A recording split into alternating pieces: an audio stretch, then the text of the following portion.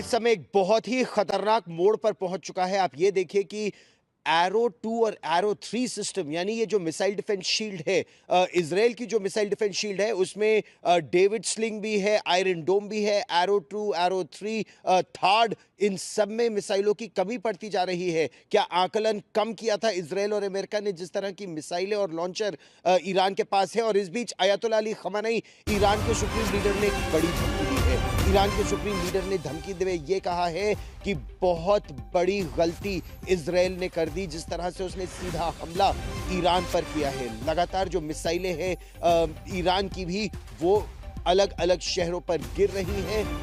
हम कभी आत्मसमर्पण नहीं करेंगे। अमेरिका के राष्ट्रपति डोनाल्ड ट्रंप ने ईरान को सरेंडर करने को कहा था। अयतुल्ला अली खamenei का कहना है ईरान कभी आत्मसमर्पण नहीं करेगा। जिस तरह से ईरान इस समय पलटवार कर रहा है, जिस तरह से पेजिशकियान ये कह रहे हैं वहां के राष्ट्रपति की पूरी कोशिश ये है कि सब पूरा देश एकजुट मिलकर लड़ता रहे। ये क्या दिखाता है कि ईरान के पास अभी हथियार बड़ी संख्या में है और एरो मिसाइल डिफेंस मिसाइलों की कमी बहुत बड़ी चिंता की बात है इजराइल के लिए।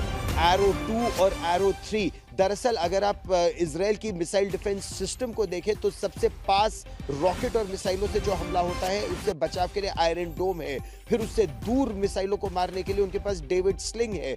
उसके बाद जब आप लंबी दूरी तक बैलिस्टिक मिसाइलों को एटमॉस्फेयर में ही ध्वस्त कर देना चाहते हैं तो उसके लिए उनके पास एरो 2, एरो 3 मिसाइल और third terminal high altitude air defence system है।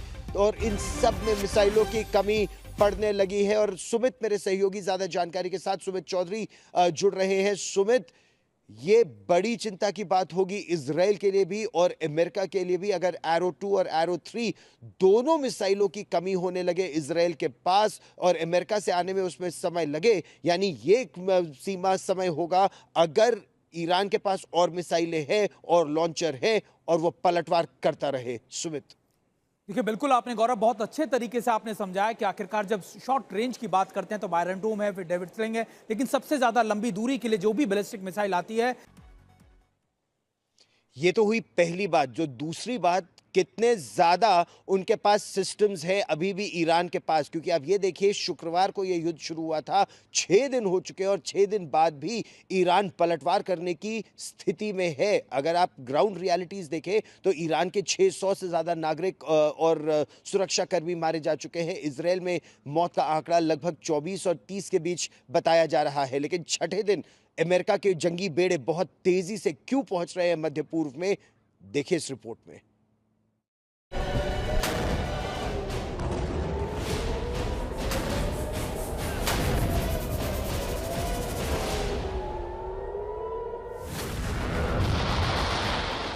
इजराइल ईरान की जंग छठे दिन भी जोरों पर है।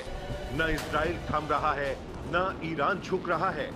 बिना शर्त सरेंडर की अमेरिकी शर्त की धज्जियां उड़ाते हुए ईरान ने करारे प्रहार का ऐलान कर दिया है। मैदाने जंग छठा दिन। ईरान की जमीन से इजराइल की ओर बारूदी शोलों का सिलसिला जोर पकड़ चुका है। ईरान के रेवोल्यूशनरी गार्ड कॉर्प्स यानी IRGC ने जंग के 5 दिनों के बाद अब इजरायली शहरों को निशाना बनाते हुए हाइपरसोनिक मिसाइलें लॉन्च कर दी हैं।